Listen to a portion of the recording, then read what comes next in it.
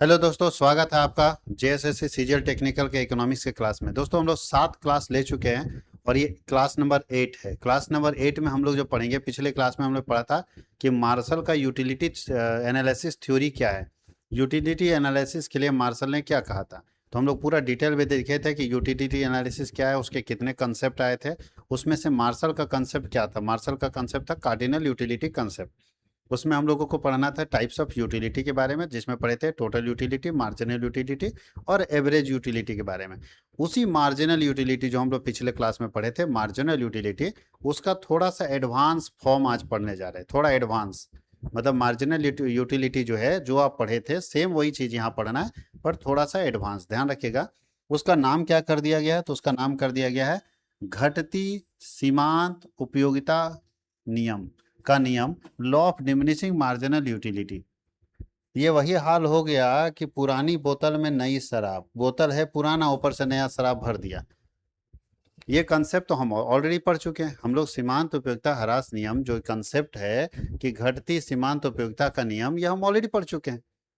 और कहाँ पढ़े हैं? तो मार्जिनल यूटिलिटी में। मार्जिनल यूटिलिटी क्या कहता है कि जैसे जैसे आप किसी प्रोडक्ट को यूज करते जाते हैं, उससे मिलने वाला जो सेटिस्फेक्शन लेवल है वो घटता चला जाएगा। जैसे जैसे आप किसी प्रोडक्ट को यूज करते जाते हैं, उससे मिलने वाला सेटिस्फेक्शन लेवल लगातार कंटिन्यूअस घटता चला जाता है, और इसी को हम लोग बोलते हैं मार्जिनल यूटिलिटी। और वही सेम कंसेप्ट को यहाँ पे चिपका दिया गया है, जिसका नाम है घटती सीमांत उपयोगिता का नियम, law of diminishing marginal utility. ये भी वही है। देखिए, जैसे जैसे किसी वस्तु की अधिक इकाइयों का उपभोग किया जाता है, सीमांत उपयोगिता घटती जाती है। बोलता है एज कंजम्पशन इंक्रीजेज, जैसे जैसे कंजम्पशन इंक्रीज होगा, मार्जिनल यूटिलिटी डिक्रीजेज।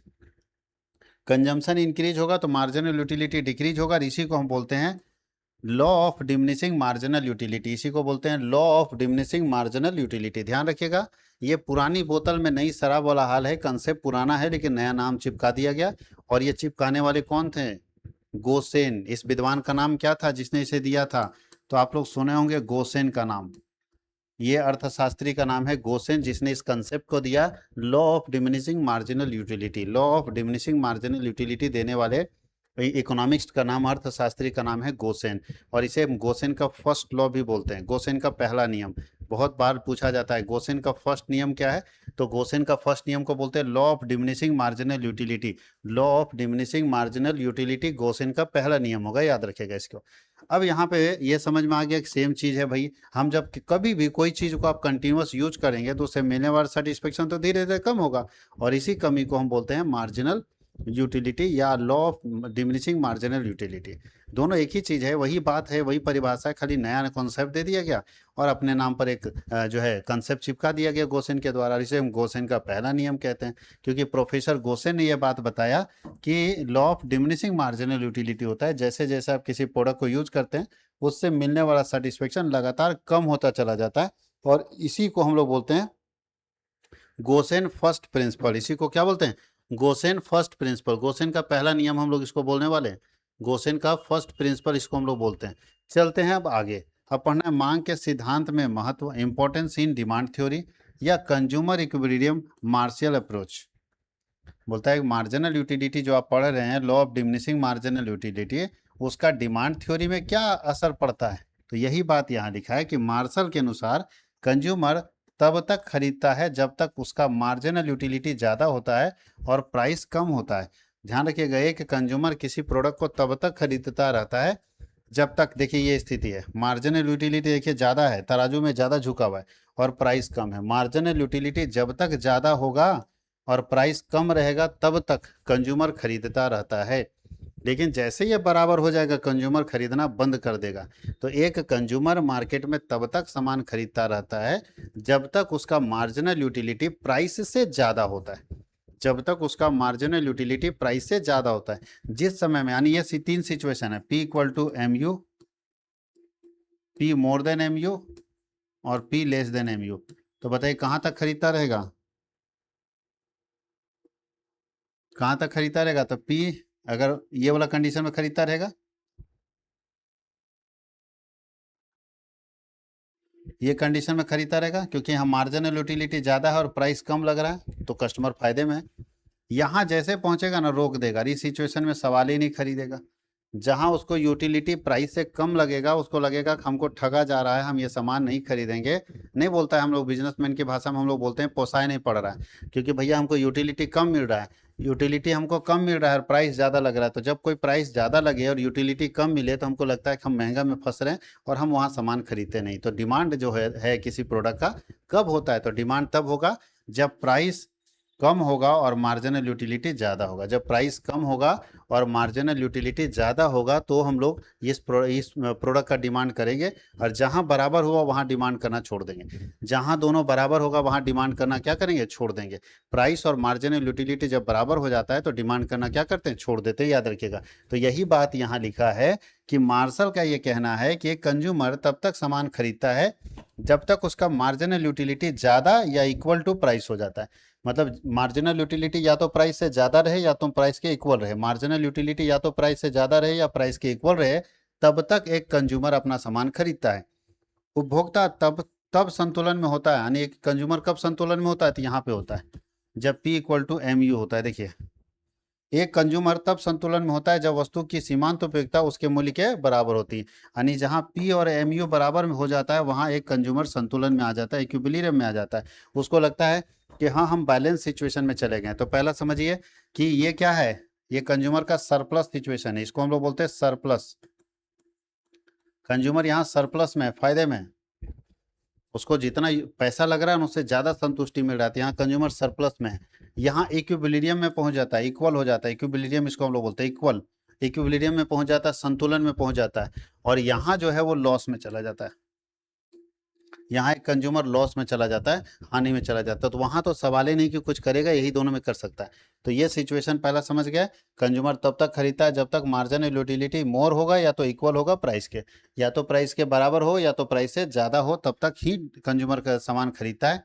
जब कंज्यूमर का मार्जिनल यूटिलिटी और प्राइस बराबर हो जाता है तो वहाँ पे कंज्यूमर जो है संतुलन मूल्य में चला जाता है, यानी संतुलन मतलब इक्विलिब्रियम सिचुएशन में चला जाता है, इक्वल हो जाता है। यहाँ पे उसको ये एहसास नहीं होता है कि हम ठगे गए, या ये एहसास भी नहीं होता है कि हम फायदे में हैं।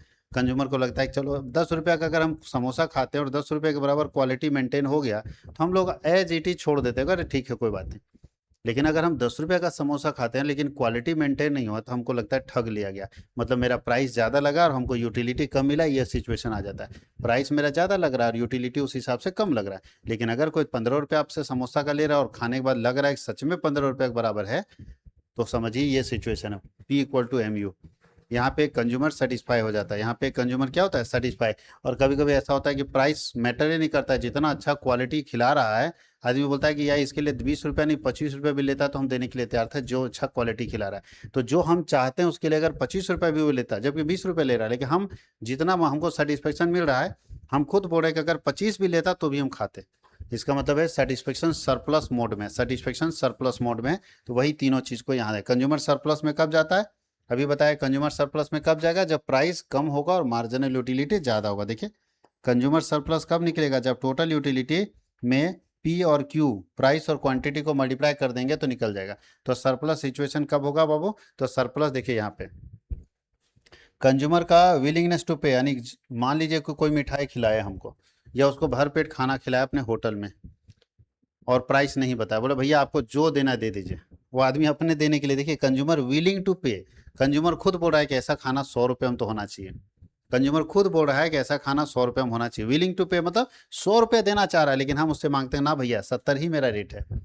बोले यार इतना अच्छा तुम मटन खिलाया और 70 रुपये ही, हम तो 100 रुपये अपने, अगर तू नहीं भी बोलता तो हम अपने 100 रुपये दे देते, 100 रुपये तो कम से कम होना चाहिए। यानी कस्टमर विलिंग टू पे है 100 रुपया और आपका प्राइस है 70 रुपया, तो कंज्यूमर वहाँ 30 रुपया सरप्लस में चला जाता है। अब जीवन भर कंज्यूमर आपके होटल का नाम याद रखेगा और जब आएगा तो खा के जाएगा, क्योंकि वहाँ पे सरप्लस में चला गया 30 रुपया। यानी कंज्यूमर किसी सामान, कोई कपड़ा खरीदने गए, आपको लगा ये कपड़ा कम से कम 800 रुपये का होगा, और जब आप 800 पे करने के लिए तैयार हैं लेकिन सामने वाला बोलता नहीं भैया ये तो 600 का है, तो इसका मतलब 200 आप सरप्लस में चले गए। सरप्लस का मतलब है कि जितना विलिंग टू पे होगा कंज्यूमर और एक्चुअल प्राइस के बीच का अंतर, एक्चुअल प्राइस और विलिंग टू पे के बीच का अंतर जो है वो कहलाता है कंज्यूमर सरप्लस। क्या कहलाता है, कंज्यूमर सरप्लस। तो ये हम लोग पढ़ लिए जिसको हम लोग बोलते हैं consumer equilibrium point. Consumer equilibrium point में 3 सिचुएशन होगा, जब P equal to M U होगा, प्राइस और मार्जिनल यूटिलिटी बराबर हो जाएगा, इसका मतलब कंज्यूमर इक्विलिब्रियम पॉइंट में है, यहाँ नो प्रॉफिट नो लॉस है। अगर पी ज़्यादा हो मार्जिनल यूटिलिटी कम हो तो कंज्यूमर लॉस में चला जाएगा, तो यहाँ डिमांड होगा नहीं। पी अगर ज़्यादा हो सॉरी कम हो और मार्जिनल यूटिलिटी ज़्यादा हो तो यहाँ पे कंज्यूमर सरप्लस में चला जाता है। तो यही बात आपको समझना है कि तब तक सामान खरीदेगा जब तक कोई एक कंज्यूमर या तो मार्जिनल यूटिलिटी ज़्यादा होगा उसका या तो इक्वल होगा, यानी तब तक कोई कंज्यूमर सामान खरीदते रहेगा जब तक उसका मार्जिनल यूटिलिटी ज़्यादा हो या इक्वल हो प्राइस के, तब तक वो सामान खरीदेगा। जैसे ये इक्वल से नीचे जाएगा वैसे ही सामान खरीदना बंद कर देगा, क्योंकि उसको उसके बाद सामान खरीदने से कोई यूटिलिटी नहीं मिलेगा। यहाँ तक कोई दिक्कत है किसी को? देख लीजिए।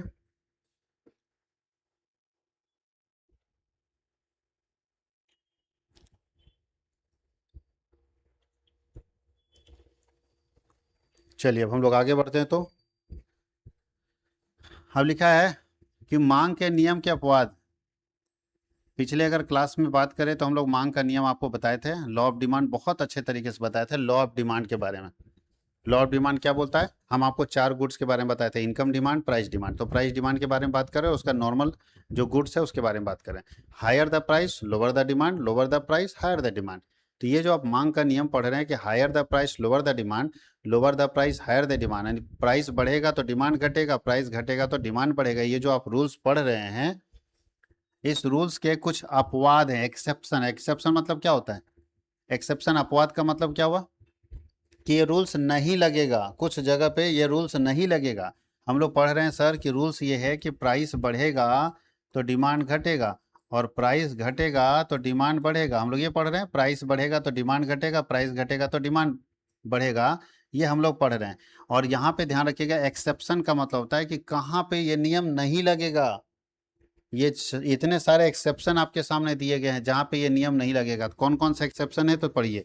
4 एक्सेप्शन है जहाँ पे ये लॉजिक लगेगा ही नहीं कि प्राइस बढ़ेगा तो डिमांड घटेगा। पहला, घटिया वस्तु, गिफ एंड गुड्स। घटिया वस्तु का क्या होता है? प्राइस बढ़ता है तो डिमांड भी बढ़ जाता है, तो यहाँ तो नहीं लगा। घटिया वस्तु के ऊपर मांग का नियम नहीं लगेगा, घटिया वस्तु के ऊपर मांग का नियम नहीं लगेगा। मांग का नियम ये बोलता है कि प्राइस बढ़ेगा तो डिमांड घटेगा, लेकिन घटिया वस्तु का प्राइस बढ़ता है तो घटिया वस्तु का डिमांड भी बढ़ जाता है। तो ये लॉजिक तो नहीं बोलता कि इस नियम को, ये काम ही नहीं कर रहा, ये नियम यहाँ पे लागू नहीं हो पा रहा है। दूसरा, लग्जरियस गुड्स। लग्जरियस समझते हैं? लग्जरी गुड्स जैसे car, diamond, jewellery, fridge, AC, वो सब खरीद रहे हैं, यहाँ पे लॉ ऑफ डिमांड नहीं लगता है। बताइए, जो अमीर आदमी है ना, वो लोग को असर ही नहीं पड़ता है, प्राइस चाहे कितना बढ़ते रहे, अमीर आदमी को असर पड़ेगा जी। खूब पैसा है, अनाप शनाप पैसा है, तो मार्केट में रेट बढ़े घटे उसको कोई असर नहीं पड़ता, नहीं प्राइस बढ़ने से भी उसका डिमांड पर कोई असर नहीं पड़ता। चाहे बोलता है वो सबको, सलमान खान जाएगा कपड़ा खरीदने, कपड़ा का रेट 2,000 रुपये बढ़ गया, उसको कैसा रहेगा? मतलब जो हुआ बढ़ा घटा ये खरीदो। ध्यान रखिएगा, प्राइस अगर बढ़ जाएगा वो लोग के सामने तो भी डिमांड वो लोग बढ़ाएगा, क्योंकि उन लोगों को प्राइस के बढ़ने और घटने से कोई असर नहीं पड़ता। इतना पैसा उनके पास है कि वो असर ही नहीं पड़ता प्राइस के बढ़ने और घटने से। तो ध्यान रखिएगा, जो लग्जरियस गुड्स है, प्रेस्टीज गुड्स है, प्रतिष्ठा की वस्तु है, जैसे सोना है, हीरा है, ये सब खरीदते समय कोई भी आदमी इस बात को ध्यान नहीं देता है कि प्राइस बढ़ेगा तो डिमांड घटा देंगे। प्राइस चाहे सोना का बढ़े या घटे, जिसको खरीदना है वो डिमांड करेगा ही करेगा। तो पहला हो गया गिफ एंड गुड्स, दूसरा हो गया प्रेस्टिजियस गुड्स, तीसरा हो गया भविष्य की कीमत के बारे में उम्मीद।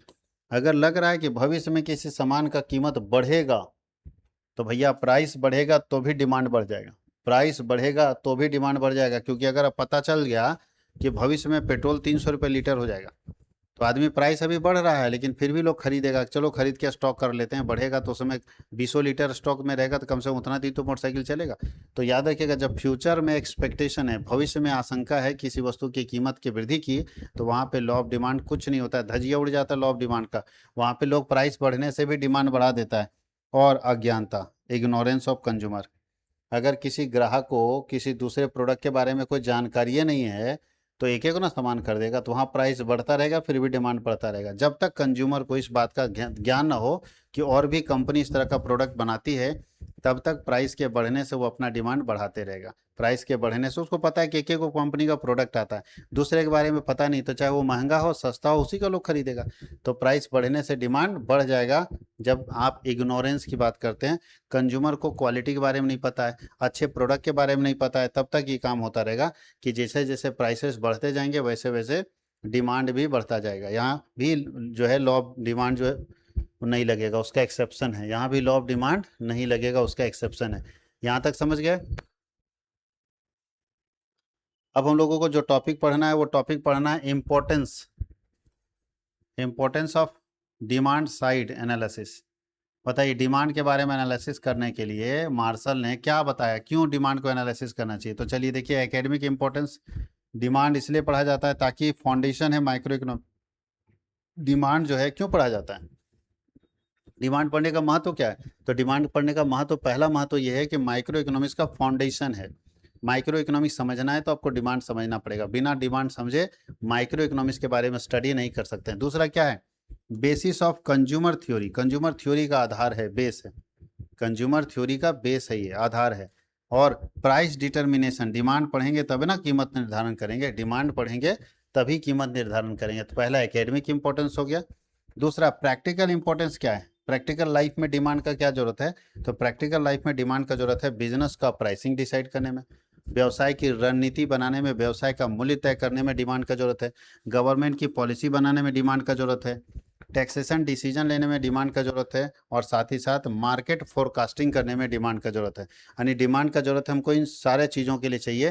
तो अगर हम बात करें कि डिमांड साइड एनालिसिस यानी डिमांड एनालिसिस का इंपॉर्टेंस क्या है, तो अगर पढ़ने के ख्याल से देखें तो ये तीन चीज़ के लिए जरूरत है। माइक्रो इकोनॉमिक्स का फाउंडेशन है, कंज्यूमर थ्योरी का बेस है, और प्राइस डिटर्मिनेशन में हेल्प करता है।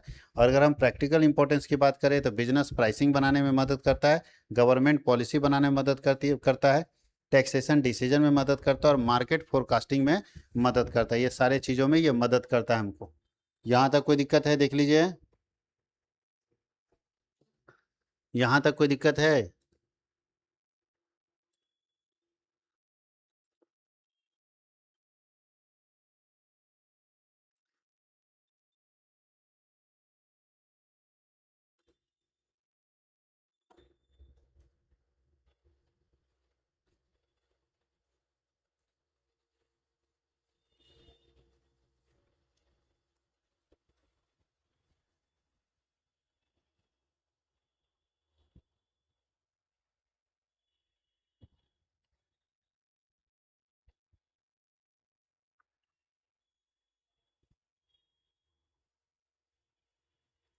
डिमांड को हम लोग पूरा पढ़ लिया, अब सप्लाई की तरफ चलना है। तो चलिए सप्लाई की तरफ चलते हैं। अब बोल रहा है सप्लाई साइड एनालिसिस। सप्लाई को आप कैसे एनालिसिस करेंगे? पूर्ति पक्ष विश्लेषण, वो भी किसके जरिए हमको विश्लेषण करना? मार्शल अप्रोच में। तो मार्शल का पूर्ति के बारे में क्या ख्याल है? तो हम लोगों को पढ़ना है कि मार्शल का दृष्टिकोण क्या है पूर्ति के बारे में, सप्लाई के बारे में। तो चलिए ध्यान रखिएगा, मार्शल क्या कहते हैं सप्लाई के बारे में। तो ऐसे आपको सप्लाई का मीनिंग बता देते हैं, फिर मार्शल की थ्योरी को बताते हैं। सप्लाई होता क्या है? सप्लाई का मतलब होता है पूर्ति। इसका हम लोग परिभाषा क्या देंगे? पूर्ति का परिभाषा क्या देंगे? तो एक सप्लायर, एक विक्रेता किसी निश्चित मूल्य पर किसी वस्तु की जितनी मात्रा बेचने के लिए मार्केट में जाता है उसे सप्लाई क्वांटिटी कहते हैं।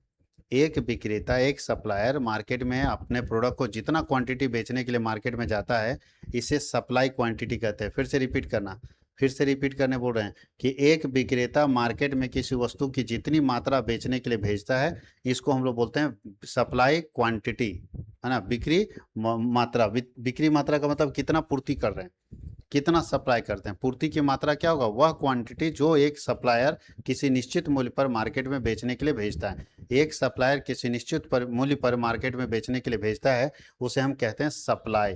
और सप्लाई किस पर डिपेंड करता है? सप्लायर के ऊपर। जैसे डिमांड डिपेंड करता है कंज्यूमर के ऊपर, उसी तरह से सप्लाई डिपेंड करता है सप्लायर के ऊपर, कि सप्लायर क्या सप्लाई करना चाह रहा है। तो एक निश्चित मूल्य पर एक व्यक्ति द्वारा, एक बिजनेसमैन द्वारा जितनी मात्रा जितनी मात्रा या वस्तु मार्केट में बेचने के लिए भेजी जाती है, उस मात्रा या वस्तु को बोलते हैं सप्लाई, या उसको हम सप्लाई क्वांटिटी भी बोलते हैं। क्या बोलते हैं?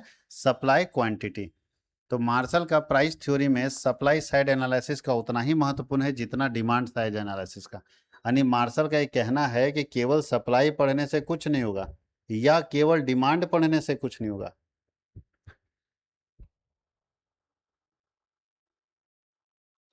प्राइस तय करने के लिए सप्लाई और डिमांड दोनों पढ़ना जरूरी है। यानी सप्लाई साइड एनालिसिस भी करना है और डिमांड साइड एनालिसिस करना है। जब तक हम दोनों को एनालिसिस नहीं कर देते तब तक किसी वस्तु का मूल्य तय नहीं होता है, क्योंकि मार्शल का साफ कहना है कि किसी वस्तु का मूल्य केवल मांग से तय नहीं होता है और ना ही केवल सप्लाई से।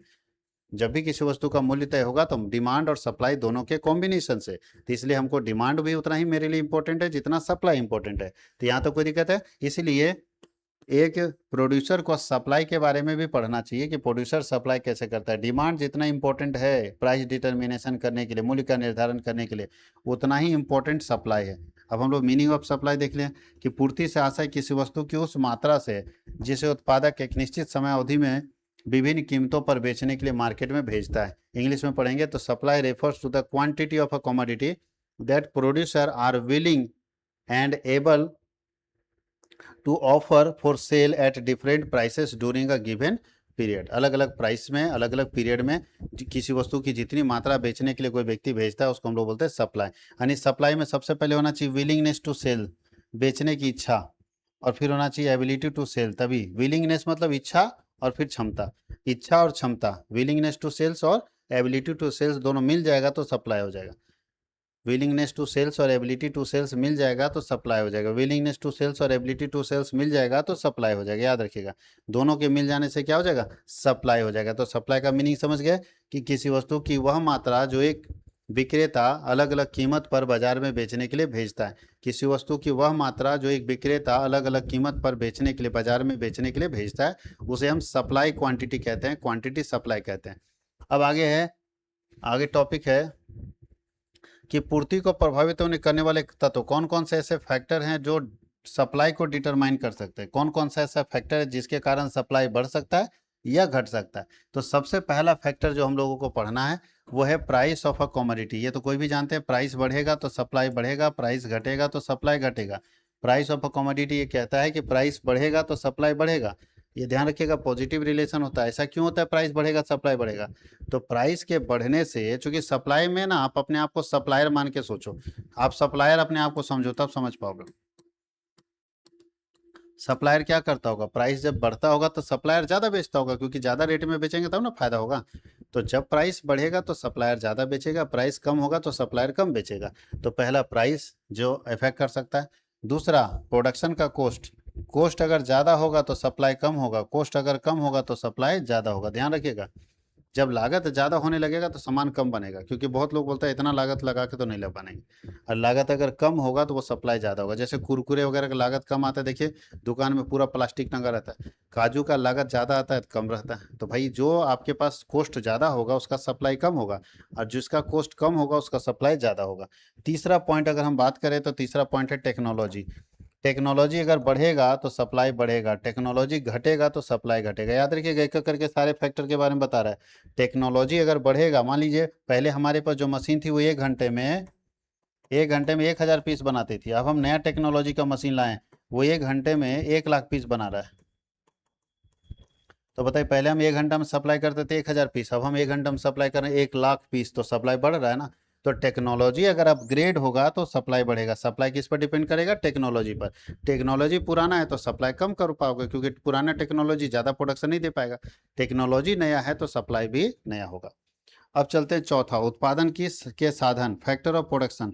जैसे वेजेज है, रेंट है, इंटरेस्ट है, प्रॉफिट है। तो याद रखना है, अगर ये बढ़ गया तो सप्लाई कम हो जाएगा। अगर ये फैक्टर ऑफ प्रोडक्शन बढ़ गया तो सप्लाई कम हो जाएगा, और ये अगर ये घट गया तो सप्लाई ज़्यादा हो जाएगा।